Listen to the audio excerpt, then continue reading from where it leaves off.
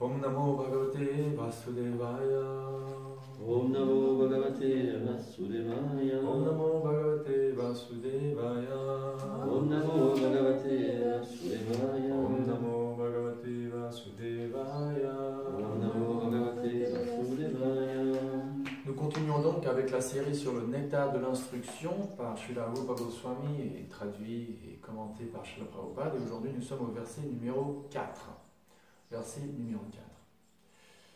Om Agyanati Mirandasya Gyananjana Shalakaya Kshakshurun Militam Jena Tasma Shri Gurave Namaha Shri Chaitanya Manobhishtam Stapitam Yena Bhutale Swayam Rupa Gadamayam Dadati Svavadantikam Vandeham Shri Guru Shri Yuta Padakamalam Shri Gurum Vaishnavam Shcha Shri Rupam Sagrajatam Sahagana Raghunatam Vitam Tvam Sajivam Saddaitam Savadutam Parijana Sahitam Krishna Chaitanya Devam Shri Radha Krishna Padam Sahagana Lalita Shri Shakam Vitamscha He Krishna Karuna Sindhu Dinabandho Jagatpate Gopesha Gopika Kanta Radha Kanta Namostute Tapta Kanchana Gaurangi Radhe Vrindavaneshwari Rishabhanusute Devi Pranamami Hari Priye Panchakalpatruyascha Kripa Sindhubhyaiva cha Patitanam Pavanebhyo Vaishnavebhyo Namo Namaha Shri Krishna Chaitanya Prabhu Nityananda Shri Advaita Gadadhar Shri Vasari Gaura Bhakta Vrinda Hare Krishna Krishna Krishna Hare Hare Hare Rama Rama Rama Hare Hare.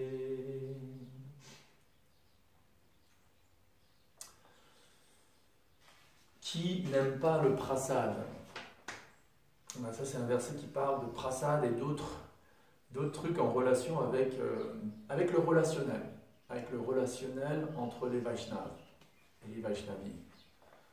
Donc c'est un verset hyper important encore une fois pour nous tous parce que on est tous encore là dans la pratique du Bhakti Yoga, dans la pratique de la conscience de Krishna, et Rupa Goswami nous illustre, nous dit quels sont les symptômes, les 6 symptômes d'amour partagés entre un dévot et un autre. Les 6 symptômes d'amour. On va voir comment la traduction est en français. La traduction en français est la suivante. L'affection qu'échangent entre eux les dévots peut prendre 6 formes. L'affection qu'échangent entre eux les dévots. Et Prabhupada traduit ça comme les 6 symptômes d'amour partagés entre un dévot et un autre.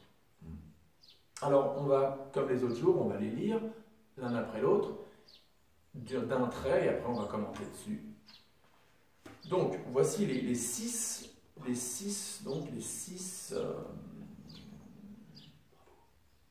tu lis pas le verset?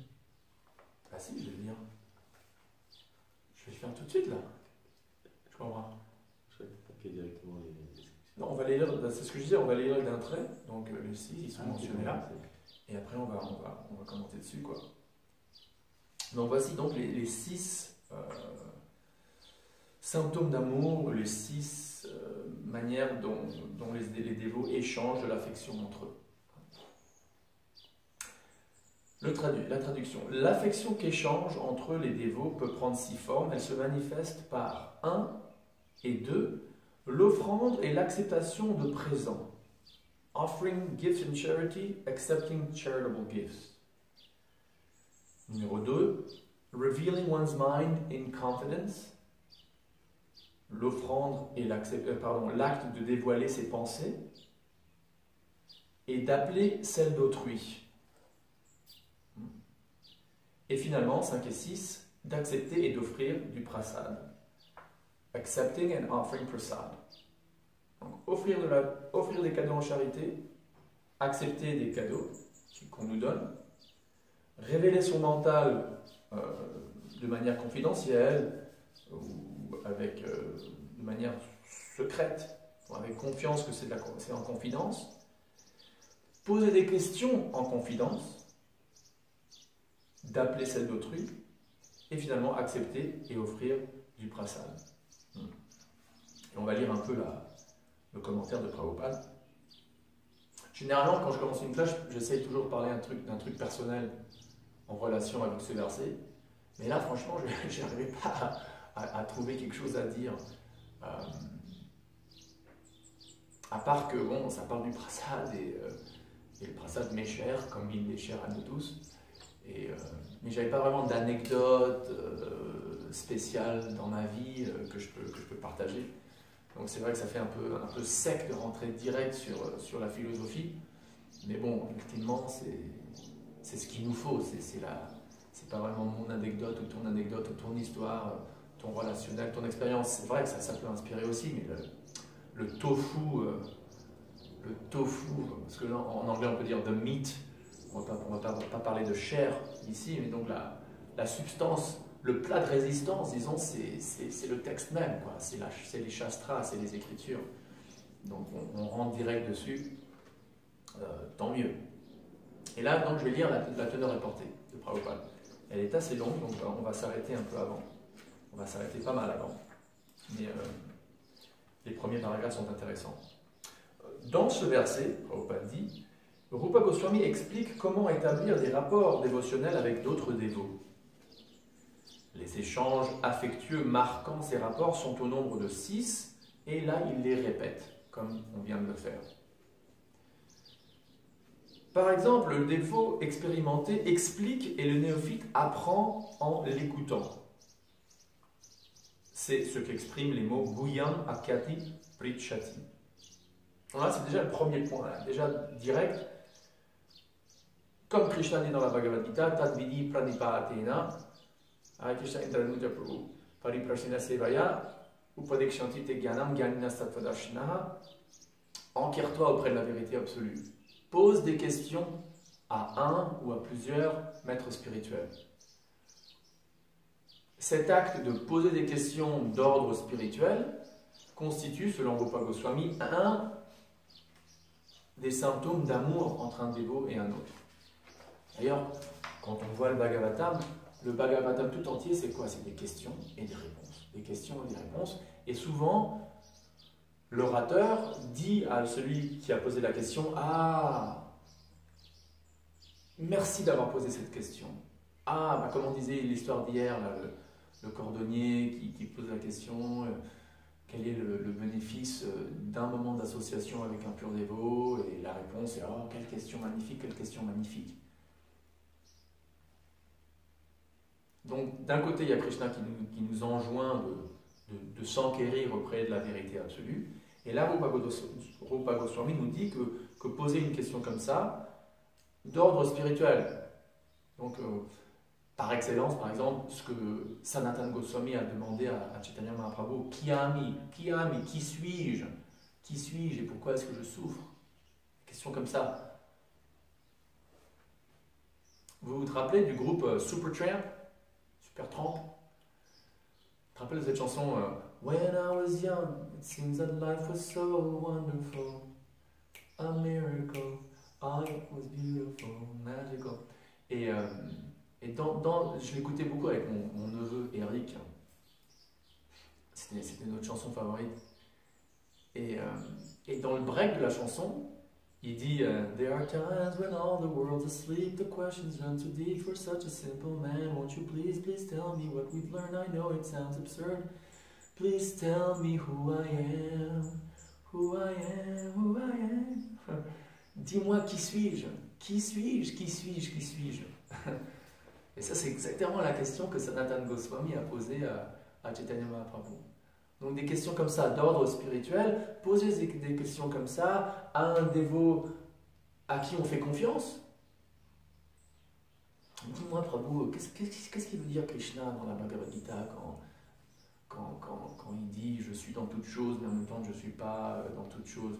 Et je cite cet exemple parce que je suis en train de lire la mémoire ou l'autobiographie de... j'ai oublié son nom. C'est un livre qui est sorti il y a 1 ou 2 ans qui s'appelle Blazing Sadhus. Blazing Sadhus, écrit par un disciple de Prabhupada qui était sannyas pendant pas mal de temps, qui était lors du sannyas, mais qui est toujours un super dévot. Et Drishtadyumna, je crois, c'est son nom. Et donc il a écrit un livre où il raconte son premier rapport et sa relation avec Prabhupada surtout. Et c'est Achyutananda Prabhu.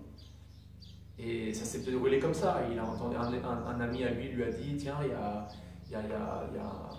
a un swami dans le Lower East Side, il donne des conférences, viens on y va, ok il y va. Et il avait déjà commencé à lire la Bhagavad Gita parce que son père lui donnait un peu des livres ésotériques de l'Asie à lire.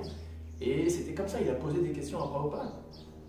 Et la première question c'était voilà, mais alors comment est-ce que je comprends pas ce verset Krishna dit dans la Bhagavad Gita, je suis dans toute chose, mais en même temps je ne suis pas dans toute chose. Et Prabhupada lui a dit, bah non, ça c'est très simple, va au verset 9 ou 4 ou 5 du chapitre 4, chapitre 9, et tu verras la réponse. Alors ça, d'une manière, on peut voir, oui, c'est juste un acte de poser une question, mais techniquement parlant, c'est un acte d'amour. C'est un acte d'amour. C'est un symptôme, une expression d'amour parmi les Vaishnavas. Et, comme Prabhupada dit, le dévot expérimenté explique. Ah ben voilà, merci d'avoir posé cette question. Ben écoute, moi, ce que j'ai compris, c'est comme ça que ça se passe. Ou le Bhagavatam dit ça ici, et ça c'est mentionné dans une lettre de Prabhupada en 1976, ou le Chaitanya Charitamrita dit ceci ou cela.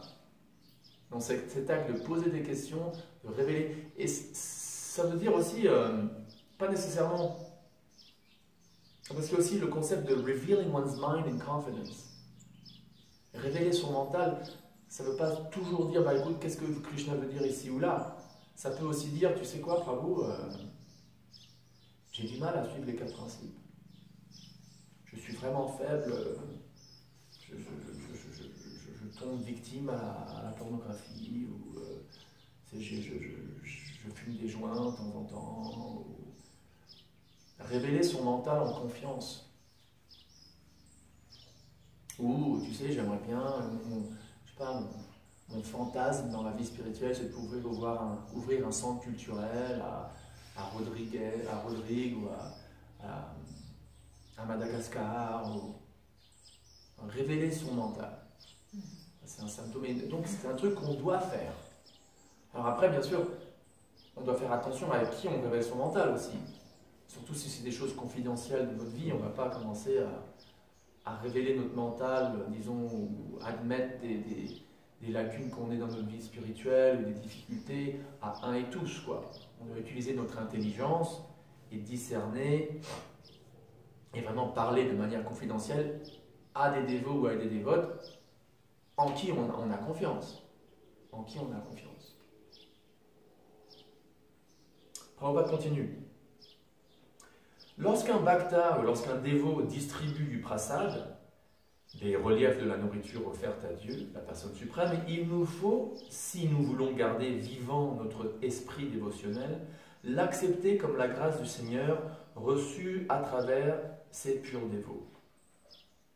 Il est également recommandé d'inviter chez soi des purs dévots, de leur offrir du prasad et d'être disposé à les satisfaire à tout égard. Tel est le sens du mot Bhunte Bhojayate Chaiva. Il y a quelques jours, j'étais à l'île Maurice et j'étais chez quelqu'un, je ne vais pas lui dire, et je venais de finir mon puja, et j'avais offert des litchis quelle surprise, à Meshila. Et donc j'en avais 4 ou 5. Et je suis allé dans le salon. Et il y avait une dévote avec son petit enfant. Je lui ai dit, tiens, tu veux du prasad? Et elle a dit, ah non, non, merci, elle était occupée. Et ça m'a fait un petit pincement dans le cœur, quoi. Oh, elle n'a pas accepté, c'est juste, elle aurait pu prendre la feuille de Tulasi, tu vois, ou elle aurait pu prendre, ouais, bon, ok. Souvent on fait ça, si par exemple on a le ventre plein, ou on est en pleine activité, le prasad on n'aurait pas refusé. On n'aurait jamais refusé. Même si, bon, écoute, laisse-moi prendre juste un petit bout, on fait ça souvent, hein. Attends, donne-moi un petit bout de biscuit, on se met dans la bouche, on aurait le prasad. Parce que accepter le prasad veut dire accepter la miséricorde de Dieu, donc pourquoi résister à la miséricorde de Dieu? Et c'est aussi accepter l'acte d'amour, quoi, d'un autre dévot à nous.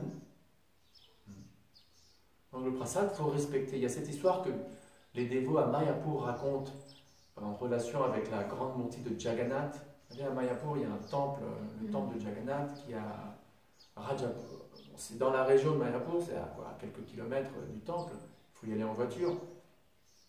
Il y a plein d'histoires qui ont été collectionnées, des vraies histoires qui se sont déroulées en relation avec ces murtis, dont une où il y avait 2 amis, des locaux, hein, un hindou et un qui était musulman, et qui venaient, qui passaient, et donc l'ami hindou a dit, bah, viens avec moi, attends, je sais qu'on va au travail ou je sais pas quoi, mais je vais juste prendre darshan de Jagannath. Alors l'ami est venu avec lui, et le dévot a offert ses hommages, le pujari lui a offert du prasad, un peu de mahaprasad, et il lui a donné au musulman aussi. Le musulman, bon, il a pris pour être poli. Le dévot l'a tout de suite mis dans la bouche. Le musulman, l'ami musulman l'a gardé comme ça, et quand il est sorti, il l'a jeté. Et le lendemain, tout seul, ce jeune homme musulman vient au temple, les mains croisées comme ça, il approche le pujari et lui dit, s'il vous plaît, donnez-moi un peu de prasad, s'il vous plaît. Et le pujari lui dit, ah oh, pourquoi? Parce que je crois que le pujari l'avait peut-être vu en train de le jeter, enfin bref, qu'il l'ait vu ou pas, il était surpris. Et ce jeune homme lui a révélé son mental, en parlant de révéler son mental, et il lui dit, bah ouais, en fait, hier soir, quand je suis allé dormir, j'ai eu un rêve, et dans ce rêve, il y avait lui là, le noir, qui était sur moi, il avait ses genoux sur mes épaules, et il était en train de non, attends, c'était le blanc. C'était le blanc là. Lui, le blanc, il était sur mes épaules, comme ça. Il me plaquait contre mon lit. Il était en train de me frapper. Et elle, là, celle en jaune, elle était là derrière, en train de rire, en train de lui dire, ouais, tape-le, tape-le, tape-le. Et le noir, il me regardait comme ça. Et après, le blanc, après m'avoir frappé, il m'a dit, ne manque jamais de respect du prasad de mon frère, t'as compris? Alors c'est pour ça que j'en veux un peu. Allez, ça serait bien que ça puisse nous arriver, ça. Histoire vraie, supposément, histoire vraie. Donc comme quoi, le prasad c'est important, et on a tendance à perdre, hein, à oublier ce qu'on mange. Ça devient une routine, et ouais, on regarde un truc YouTube, ou on répond à un email, et on mange, ok, et on oublie, plus ou moins, hein, qu'est-ce qu'on fait? Qu'est-ce qu'on est en train de faire? Cet été dernier, quand j'étais en Pologne, c'était très austère, parce que différentes conditions, c'était dur, c'est toujours dur, la tournée avec une radio Mossami. Nectar, mais aussi physiquement vachement austère. Très peu de gratification d'essence. Et donc Nectar, bon, austère aussi. Mais je sais pas pourquoi, je suis rentré dans un sorte de mood où je faisais vachement gaffe au prasad. C'est-à-dire à chaque fois qu'on mangeait, petit déjeuner, je faisais l'exprès de ne pas parler et je méditais sur cette prière de Bhaktivedanta Thakur. Voilà, je méditais sur ce que ce prasad, c'est offert par Krishna, c'est la miséricorde pour m'aider à contrôler ma langue, et je dois donc honorer ce prasad, et en même temps en offrant mes hommages à Radha et Krishna, et à Chaitanya Mahaprabhu et Nityananda, et je faisais vraiment gaffe à mastiquer ce prasad vraiment attentivement. Et j'ai fait ça pendant environ 1 mois, et à la fin du mois, alors ça je sais pas, c'est peut-être un accident complet, mais à la fin du mois, un dévot qui m'a dit, écoute, est-ce que tu veux, on a besoin d'un prêt, on commence une compagnie de saucisses vegan Prasad et on a besoin d'X euros et c'est un prêt sur 2 ans et en échange on te donne 10% de la compagnie. Et j'ai dit ok, j'ai goûté aux saucisses, elles étaient délicieuses et donc on verra si le business marche bien, on arrive à faire un peu d'argent et en même temps distribuer beaucoup de prasad. Je verrai ça vraiment comme la réciprocité directe de Krishna qui a été content pendant ce mois où je m'efforçais vraiment à faire attention, à honorer. On parle de honorer le prasad, pas manger, mais honorer le prasad. Donc, to be continued, je vous dirai dans quelques mois si ça a marché. Mais tout ça pour dire que donc, le prasad, c'est important. Et quand un dévot nous offre du prasad, on doit l'accepter.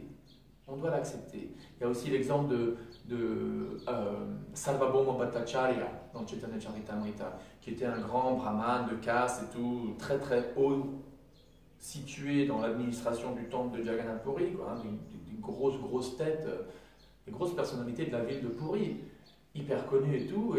Et avant de se convertir au Vaishnavisme, très particulier vis-à-vis, encore une fois, de règles, de régulations techniques vis-à-vis du puja, nanana. Et une fois qu'il était devenu dévot, Mahaprabhu est venu avec du prasad quand il était encore au lit. Il était encore au lit, donc sale, quoi, mouchi entre guillemets. Quand tu es dans le lit pendant 6-7 heures, le matin, tu es complètement, oui, tu es beaucoup sous l'influence de la tamaguna, de l'influence de l'ignorance. Donc c'est pour ça qu'on se douche et tout, pour pouvoir percer à travers la passion et l'ignorance et un peu être dans la sattva, dans la vertu, dans la bonté. Mais là, Mahaprabhu lui a offert du prasad et tout de suite, sans se laver, sans faire quoi que ce soit, il a pris le prasad. Idem avec le saint nom, Niyamita Smaranena Kalaha. Faire du puja, là oui, il faut être propre, etc. Il y a des règles de ponctualité, d'horaire, etc. Mais en ce qui concerne chanter le saint nom, écouter le saint nom et honorer le prasad du Seigneur, il n'y a pas de règles. Il n'y a pas de règles à suivre. C'est n'importe quand, n'importe où, propre ou pas propre. Donc raison de plus pour accepter quand un dévot nous offre du prasad. Et aussi de l'autre côté, c'est bon de nous offrir du prasad. Si tu te sens seul dans ta vie spirituelle, offre du prasad. Cuisine des cookies et offre-les à des dévots ou à des non-dévots. Et tu verras que tu seras heureux, tu seras plus heureux. Là, Nadine t'a dit, je suis en train de dormir, je reste chez Dayanidhi et Nadine, et tous les jours, elle nous sert du prasad. D'ailleurs, hier aussi, au pique-nique, elle servait du prasad, non seulement aux 4 ou 5, aux 6 ou 7 dévots qui étaient là, mais aussi aux gens des alentours, quoi. Donc, distribuer du prasad, accepter du prasad. Les deux autres échanges d'amour entre un dévot et un autre. Truc important à faire. Je continue avec la teneur et portée de Prabhupada. Les 6 formes d'échange décrites dans le présent verset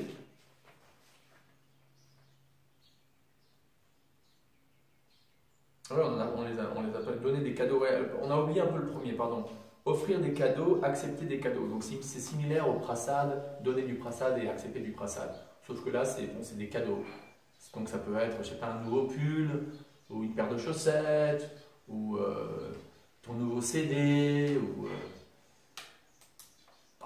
prasad aussi, C'est pour ça qu'ils sont similaires. Prabhupada dit, les 6 formes d'échange décrites dans le présent verset, et qui marquent les rapports chaleureux de dévots intimement liés, se retrouvent nécessairement dans toute relation amicale, même à caractère purement social. La Prabhupada donne l'exemple que, je vais lire, quand par exemple un homme d'affaires désire en rencontrer un autre, il fait préparer un repas somptueux dans un restaurant chic, y convie son collègue et, au cours du repas, lui fait ouvertement part de ses intentions, puis s'enquiert auprès de lui des moyens à mettre en œuvre pour les réaliser, parfois même les échanges des présents. Donc les non-dévots font ça, les dévots font ça. Quelle est la différence? Quelle est la différence entre les échanges d'amour entre un non-dévot et un autre non-dévot et d'un côté et d'un autre côté les dévots, un dévot et un autre dévot? En apparence, ça paraît pareil, quoi. Ça paraît pareil.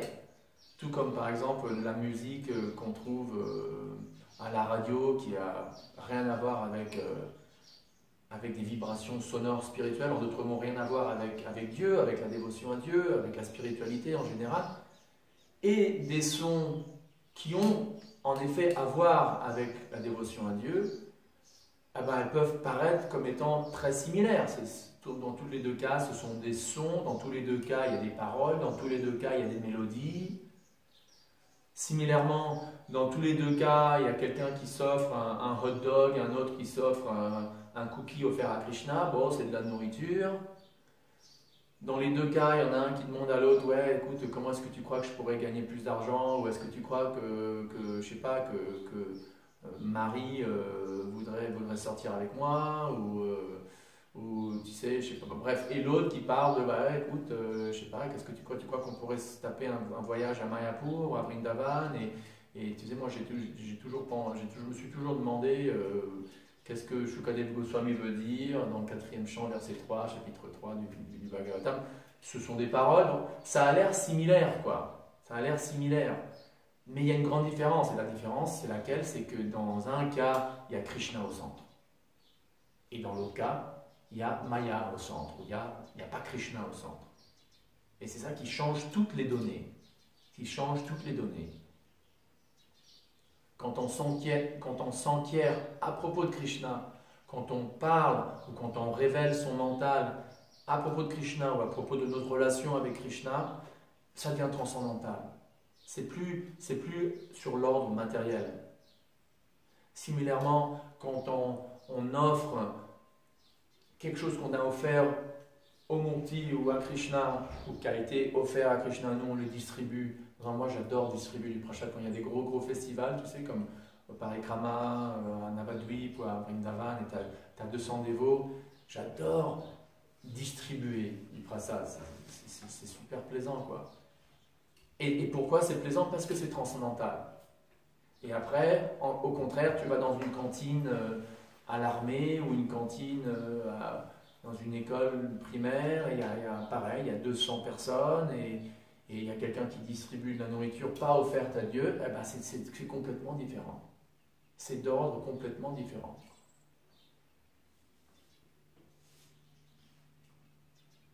À quel point le centre change toutes les données. Si le centre est Dieu, si le centre est Krishna, eh ben, la vie est spirituelle. Et l'activité même est spirituelle. Et si le centre c'est Maya, eh ben, ça reste Maya, quoi. Ça reste au niveau matériel. Ça reste au niveau matériel. On continue un peu avec la teneur importée. C'est un petit verset, c'est un verset court, donc il n'y a pas énormément à dire là-dessus. Donc on va lire un peu plus la teneur importée de Prabhupada. Et s'il y a des questions, eh bien, vous serez les bienvenus, bien sûr. Rupa Goswami expliquait dans le verset précédent qu'il faut rejeter la compagnie des matérialistes pour ne rechercher que celle des dévots. L'Association internationale pour la conscience de Krishna a précisément été fondée dans cet esprit en vue de faciliter l'échange entre dévots des 6 gestes d'affection qui nous occupent. Cette association, nous l'avons créée sans aide extérieure, mais parce qu'on lui a fait un accueil favorable et accepté le système d'échange de sentiments qu'elle propose, elle se déploie maintenant à travers le monde entier. Nous ressentons un grand bonheur à voir tant d'hommes contribuer généreusement au développement de ces activités et accepter avec enthousiasme les livres et les revues axés entièrement sur la conscience de Krishna que nous leur offrons humblement en retour. Il arrive aussi que nous tenions de grandes festivités en l'honneur de Krishna, au cours desquelles nous convions nos membres bienfaiteurs et nos sympathisants à honorer le prasad. Nos membres, pour la plupart, viennent des couches supérieures de la société, chose qui n'est pas le cas aujourd'hui dans certains pays, mais peu importe, ce qui ne les empêche en rien d'accepter notre invitation d'honorer le prasad que nous leur offrons. Parfois encore, ils s'enquièrent de nos voies profondes du service de dévotion et nous nous efforçons alors de les éclairer. Ainsi, notre association se développe-t-elle avec succès de par le monde entier, entraînant l'élite pensante de tous les pays à apprécier toujours davantage nos activités dans la conscience de Krishna. c'est intéressant, Prabhupada a vraiment fondé ISKCON sur ces principes que Rupa Goswami énonce. Et c'est pour ça, dès le début, il avait cet élément du festin du dimanche, du Sunday Feast, quoi. D'ailleurs, au tout début, c'était même distribué, il avait des Simply Wonderfuls, des boules de lait en poudre et tout, parce que c'était très dur pour les dévots au tout début.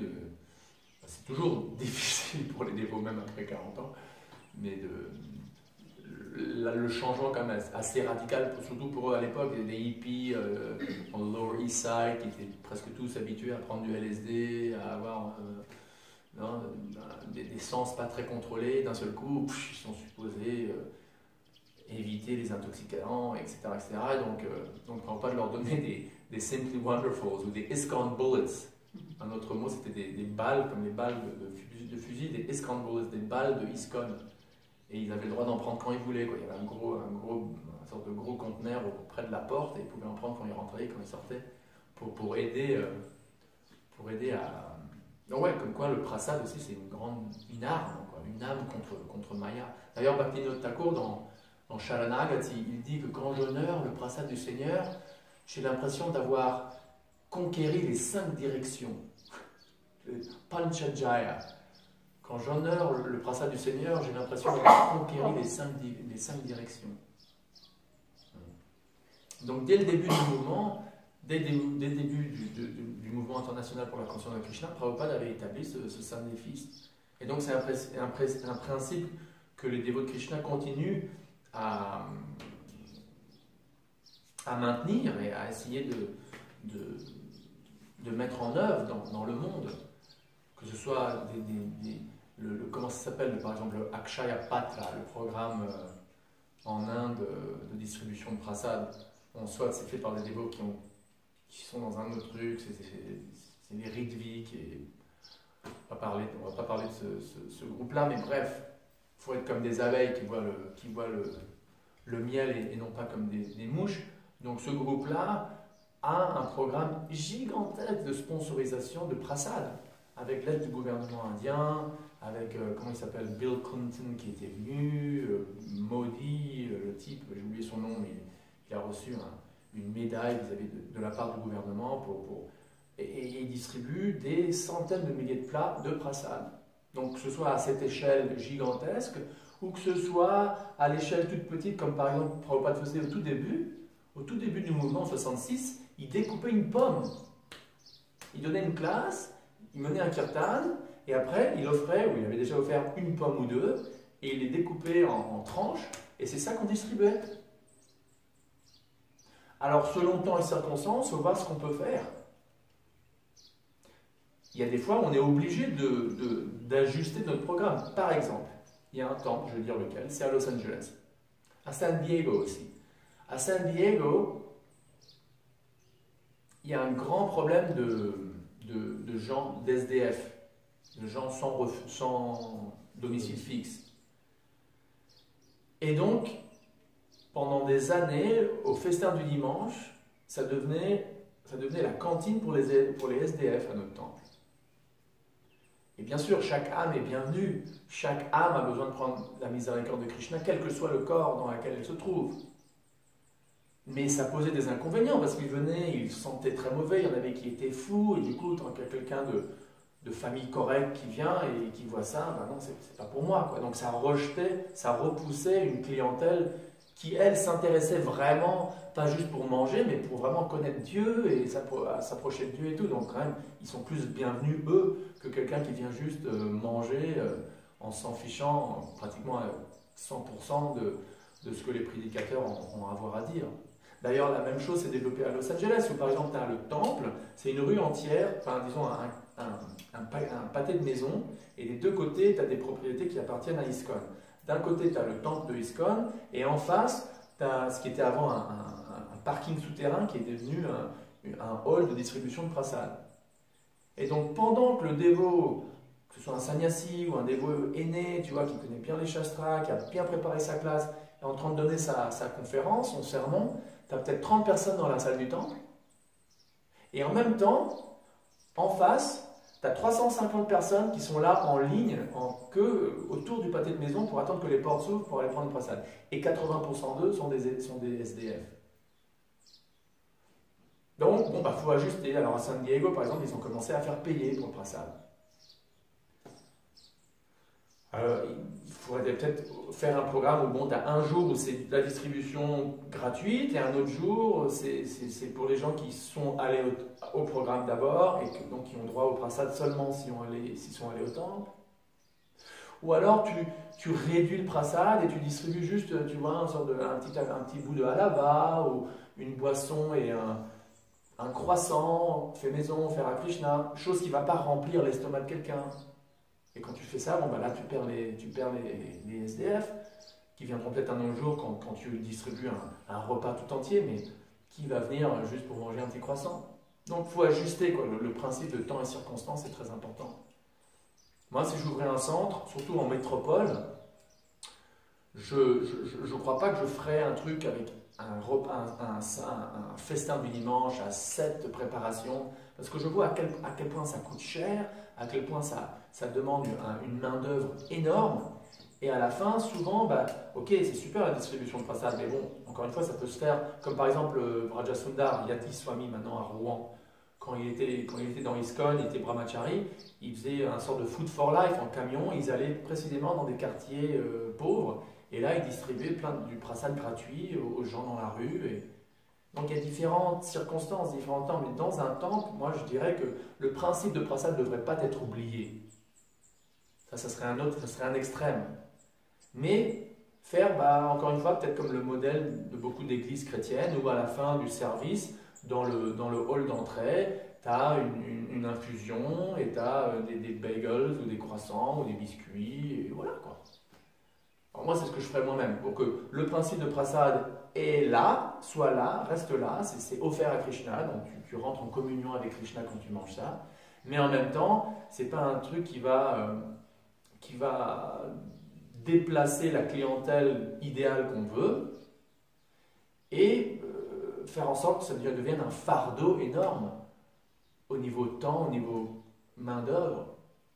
Bon, ça c'est des détails, hein, mais tout ça pour dire que le principe du prasad est hyper important, il doit être maintenu, et après, selon le temps et circonstances, on ajuste, quoi. On ajuste. Et donc, continuons à révéler notre mental, il faut continuer, être sûr qu'on a des amis, au moins un ou deux amis dans la conscience de Krishna, pour pouvoir révéler notre mental à eux, se confier en eux, et aussi être prêt à donner des conseils à autrui, et à les encourager, à leur donner du réconfort s'ils en ont besoin. Et n'oublions pas aussi de donner des cadeaux aux dévots de temps en temps, parce que Rupa Goswami dit que c'est un symptôme d'amour, quoi. Et si on nous offre aussi un cadeau, bien sûr, on l'accepte, surtout venant de la main d'un dévot. Je vais terminer avec cette histoire. Indradyumna Goswami, souvent, il dit que quand on donne quelque chose, on devrait donner quelque chose qui nous est très cher. Et il dit ça, je suis sûr, parce que le premier dévot que lui a rencontré, c'était le fameux Vishnujan Swami, sur qui a été écrit ce livre, le Radha Damodar. T'as entendu parler de Vishnujan Swami? C'était un chanteur professionnel dans le groupe Jefferson Airplane. Il a joint ISKCON, il a pris Sanya. C'était un chanteur, Prabhupada l'a dit que c'était un Gandharva. Il chantait des bhajans, des kirtans extraordinaires. Il avait les mains toujours en sang. Il avait toujours des sortes de sparadrap autour des 5 doigts, parce que les types, ils passaient 8 heures par jour à faire l'Ainam avec des grosses mrindangas. Et à la fin, il a une fin tragique. On n'est toujours pas sûr, mais c'est presque sûr qu'il s'est pris la vie en se noyant dans la confluence du Gange et du Sarasvati et de la Yamuna. Pourquoi est-ce que je mentionne lui? Parce que bon, c'était un dévot ultra charismatique que les dévots adoraient. Et c'est le premier dévot que Indradyumna Goswami, quand il était encore marié avec son épouse, a rencontré sur le campus universitaire de Michigan State à Ann Arbor. Et donc il l'a rencontré, tu vois, et Vishnujan Goswami lui a dit: tiens, jeune homme, viens t'asseoir ici, je vais te raconter, laisse-moi te parler à propos de mon maître spirituel.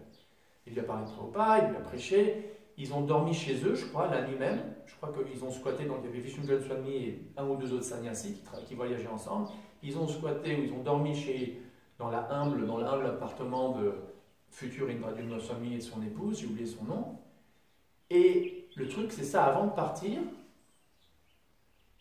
Vishnu Goswami a donné à Indradyumna Goswami une cuillère en argent que Prabhupada avait utilisée. C'est du Mahaprasad de Prabhupada. Et même, bon, aujourd'hui c'est très difficile de trouver du Mahaprasad, un truc, un vêtement ou un ustensile que Prabhupada a utilisé, mais même à l'époque c'était rare quand même. Donc pour Vishnu Goswami, cette cuillère c'était probablement la chose la plus chérie qu'il avait sur lui, quoi.